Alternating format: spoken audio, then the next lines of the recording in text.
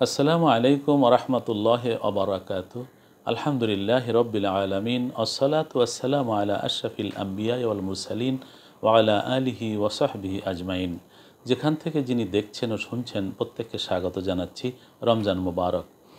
আমার সাথে যোগাযোগ করে বিদেশ থেকে কেউ ফোন করেছেন, জানতে চেয়েছেন যে আমরা এক দেশে রোজা রেখে অন্য দেশে যাই, চাঁদের তারতম্যের কারণে দেখা যায় যে কখনো রোজা একটা বেশি হয়ে যায়, অথবা কখনো আমরা বিদেশ থেকে দেশে এসি এবং আসবার পরে দেখি যে রোজা একটি কম হয়ে যায়, তখন আমরা কি করতে পারবো।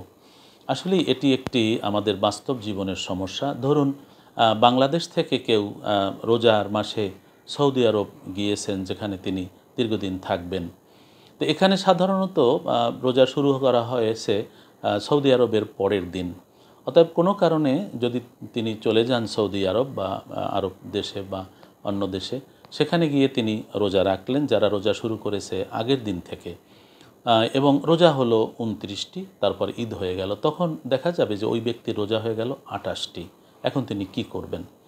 এখানে ওই দেশে ঈদের দিনে তিনি রোজা রাখবেন না, কারণ ঈদের দিন রোজা রাখা হারাম। তিনি তাদের সাথে ঈদ করবেন। এখন তার রোজা হলো 28টি রোজা হতে পারবে না। আরবি মাস সাধারণত 29 বা 30 হয়ে থাকে। 28 বা তার চেয়ে কম, অথবা 30-এর অতি বেশি, 31 বা বেশি হতে পারবে না। যার কারণে ওই ব্যক্তি রোজা হয়েছে 28টি, এখন সে আরেকটি রোজা কাজা রেখে দেবে, তখন তার 29টি হয়ে যাবে।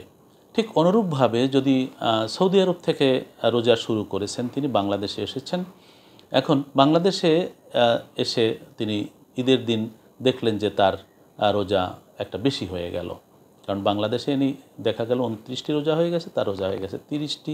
অথবা যদি রোজা 30টি হয়ে যায়, দেখা গেল তার রোজা বাংলাদেশে আসবার কারণে, বাংলাদেশ যেহেতু পরের দিন শুরু করেছে রোজা, সে কারণে সৌদি আরবে 30 রোজায় ঈদ হলো, বাংলাদেশে 30 রোজা দিন ঈদ হচ্ছে না, ওনার রোজা হয়ে গেল 31টা। তো ঈদের দিনে তিনি ঈদ করবেন, কিন্তু যখন সারা দেশ রোজা রাখছে তিনি রোজা ভঙ্গ করবেন না, তার একটা রোজা বেশি হয়ে যাবে। অতএব তিনি রোজা রাখবেন বাংলাদেশে এসে, পরদিন যখন সকলে ঈদ করবে তখন তিনিও ঈদ করবেন। এখন সমস্যা হচ্ছে যে তার রোজা 31টা হয়ে গেল। কোনো অসুবিধে নেই, 30টা রমজান মাসের রোজা হিসেবে গণ্য হবে, আর একটা আল্লাহ পাক রব্বুল আলামিন নফল হিসেবে কবুল করে নেবেন।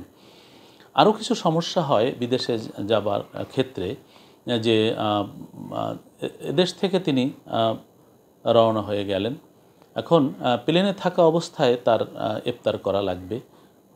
কি অবস্থায় করবেন? কোনো অসুবিধে নেই, কারণ প্লেনেও জানা যায় যে যেখানে প্লেনটি আছে ওই অবস্থায়, ওইখানে গ্রাউন্ডে বা ওইখানে জমিনে, সেখানে কি টাইম এবং কখন ওই এলাকার সূর্য ডুববে, এইটাকে মাথায় রেখে সূর্য যখন ডুবে যায়, অনেক প্লেনে যিনি প্লেন পরিচালনা করেন, পাইলট কর্তৃক ঘোষণাও দেয়া হয় যে স্থানীয় সময়ে সূর্য ডুবেছে, আপনারা ইফতার করুন।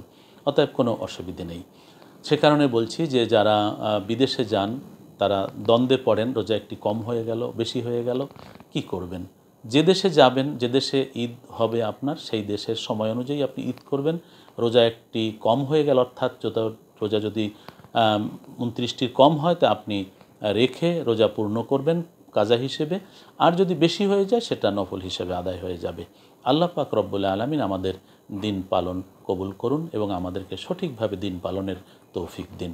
ভালো থাকুন, নিরাপদে থাকুন। আসসালামু আলাইকুম ওয়া রাহমাতুল্লাহি ওয়া বারাকাতুহু।